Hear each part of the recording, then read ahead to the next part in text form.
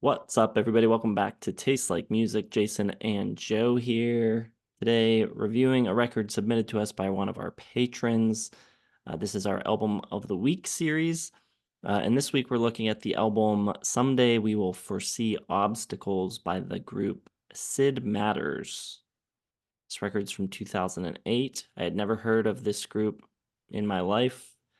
Never heard the name mentioned once, which is interesting because I think this record is kind of in my wheelhouse, sort of the type of music I like, especially back then. This is exactly the sort of thing I was listening to in 2008.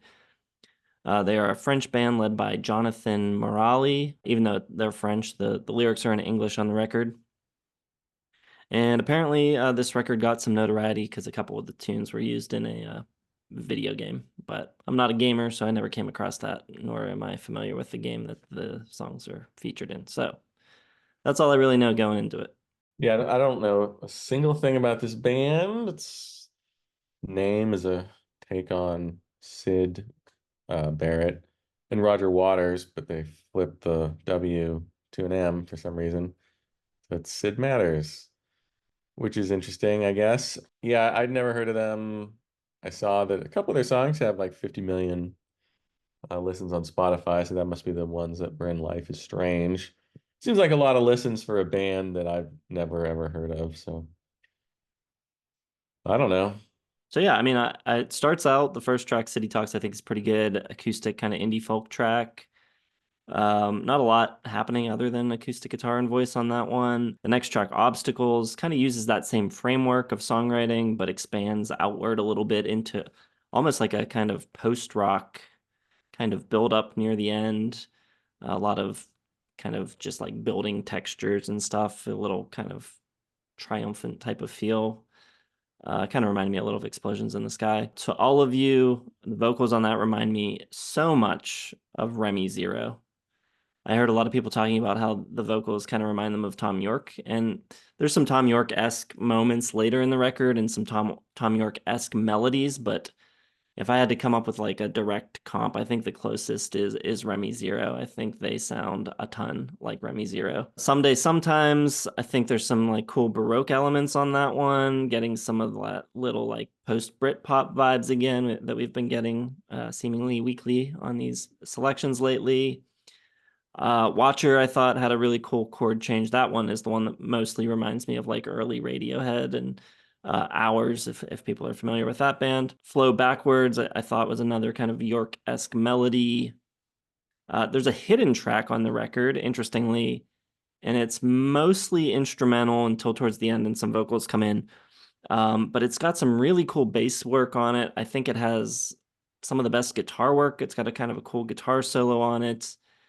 And I think it's one of the more fiery tracks on the whole record. I would have liked to have heard a lot more of that throughout. Pretty much, most of the instrumental stuff happening through the record is just like kind of supporting the songwriting and the singer-songwriter type of vibe. And only in a couple spots does the musicianship really get a chance to kind of show what it's capable of.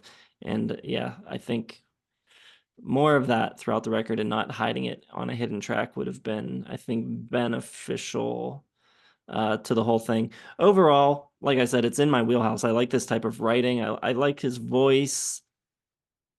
I would say I don't think his voice is like super standout. It sounds a lot. It reminds me a lot of Remy Zero, like I said, but I don't think it's as good. And I don't think the melodies are quite as sticky and the songwriting's not quite as captivating. And the instrumental stuff is fine. It's just all like it's all things that I like, but not at the highest level.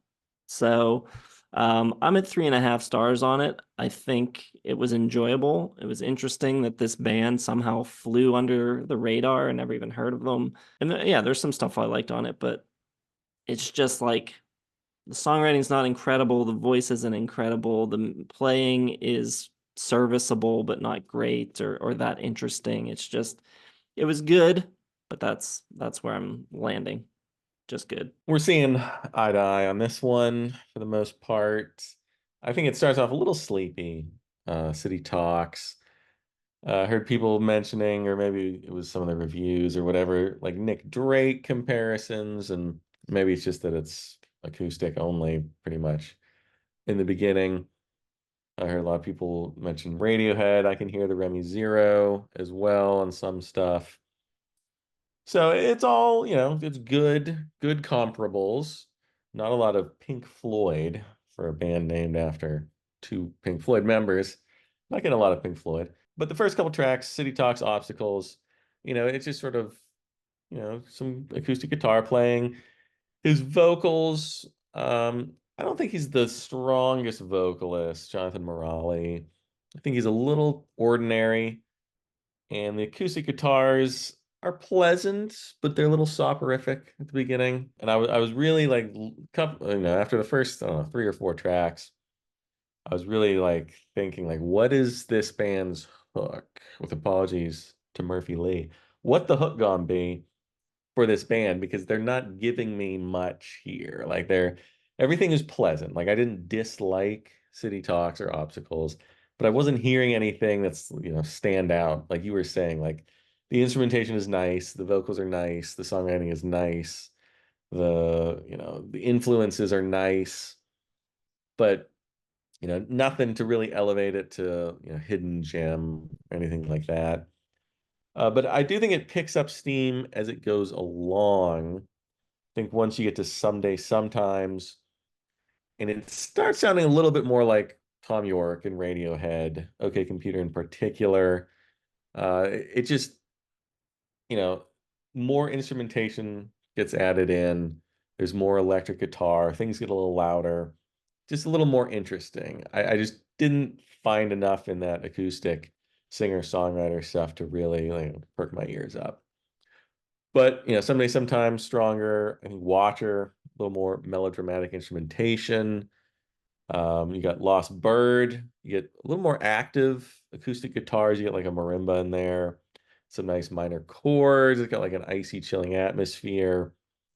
English Way reminded me a little bit of Muse, which reminds me of Radiohead. So it's sort of like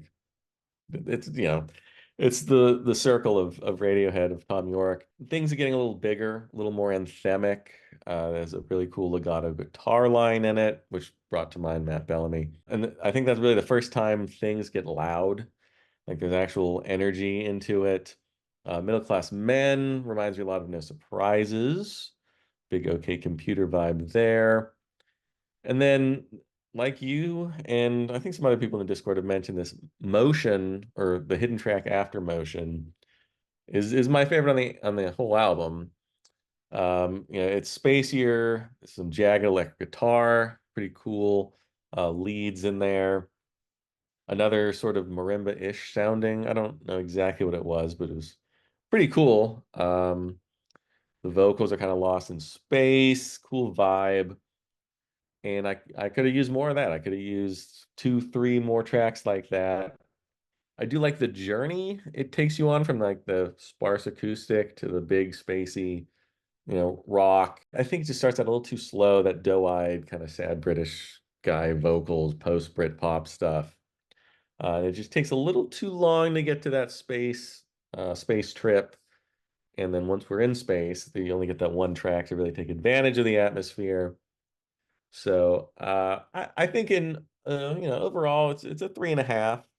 I was a little, it's like, is this a 3? But by the time you get to that bonus track or whatever hidden track, I was pretty into it. So I think it's a good album. I think it just lacks a little bit of its own personality, a little too much Tom Yorkishness until that last track. But yeah, it's good.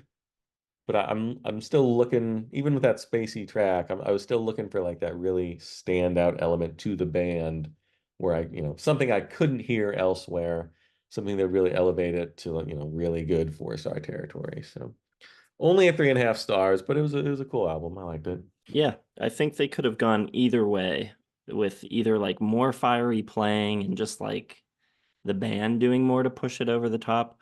Or if you're gonna keep it, you could strip it way back and just have more compelling songwriting. So Yeah, one or the other, but they kind of land in the middle and it's kind of just all right. So, yeah, if you've heard this record, let us know what you think of it, or go check it out and come back and let us know what you thought. Hit the like button, subscribe to the channel, hit the bell for notifications. Check the video description for links to our Patreon if you'd like to come hang out on our Discord and chat with us there. You can do that. And yeah, we'll see you in the next one. Thanks for watching.